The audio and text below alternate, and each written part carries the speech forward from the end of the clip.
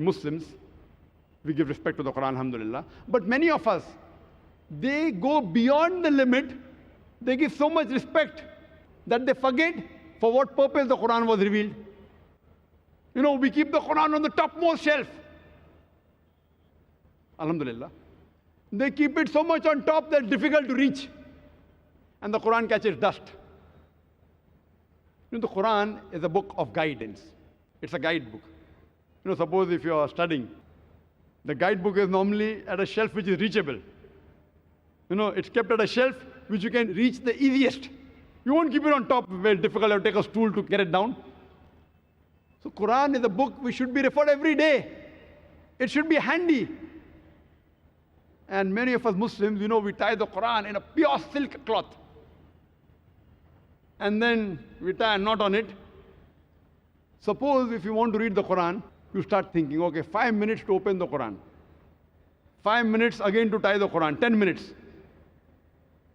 The thought of you opening the Quran and again tying it will be a deterrent. And if you have 10 minutes, 10 minutes abhi kholne mein aur bandhne mein jayenge. If you have 10 minutes time, to open the Quran, close 10 minutes, so better not read the Quran. See, we have to respect the Quran, but the main respect is in the heart. I'm not against keeping the Quran on top, don't get me wrong. But see to it that it is accessible. It's easily available for guidance. Many of us Muslims, before touching the Quran, we scrutinize 1,000 things as though it's an RDX bomb. Quran, wearing shoes, can I touch the Quran? Can I read the Quran while standing? Can I read it in the office? All these things, they prevent you from reading the Quran. We scrutinize the Quran as though it's an RDX bomb going to explode. The Quran is a book of guidance. That's the reason many of us Indians object to, the Arabs, mashallah, the way they treat the Quran, they give respect. But as though it's a guide, it's available. We Muslims keep it on topmost shelf. In India, it's catching dust. And rarely will we find people, when they have 5 minutes, 10 minutes, they refer to the Quran. Because there is, we have to have that frame of mind, and then we have to see 10 things. We can't be in shoes, we can't stand, and we have to have a hat over your head, etc., etc. See, many things are good, but don't make life so difficult that the main purpose of the Quran is for guidance is defeated.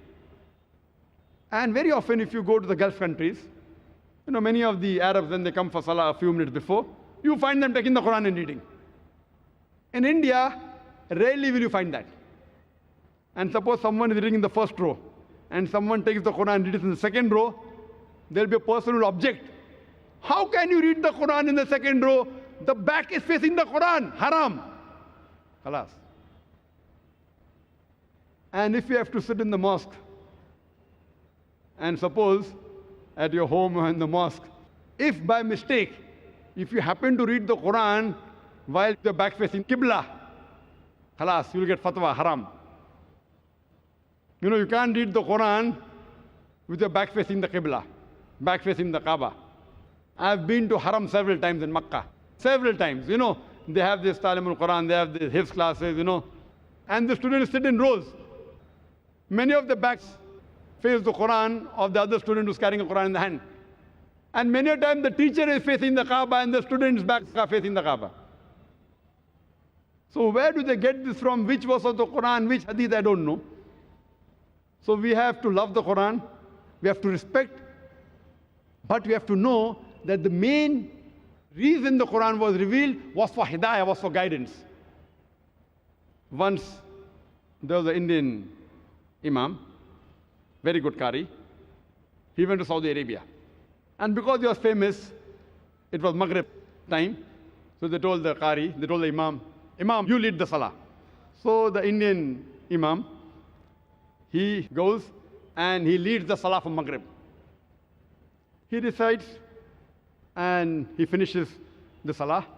And when he finishes the Salah, one Saudi smiles at him.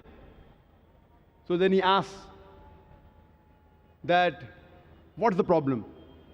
Was there any problem in my qiraat? So the Saudi told him, no, your qiraat was wonderful. I was only wondering that when you recited Surah Yusuf, you put Yusuf alayhi salam in the well, but before you complete the salah, why didn't you get him out of the well?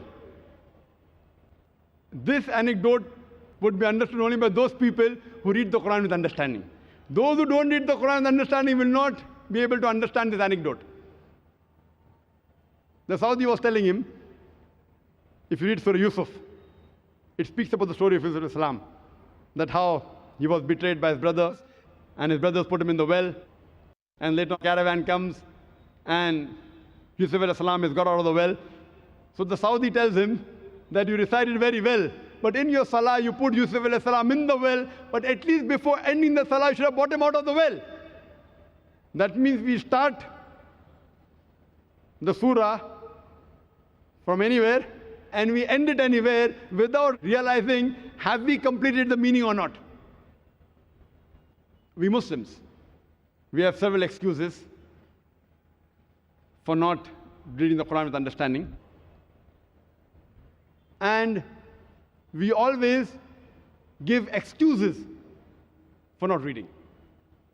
We have the time to read books, volumes, memorize them, but the glorious Quran, which is the last and final revelation of Allah subhanahu wa ta'ala, unfortunately, we don't take out time to read the message of our Creator Allah subhanahu wa ta'ala.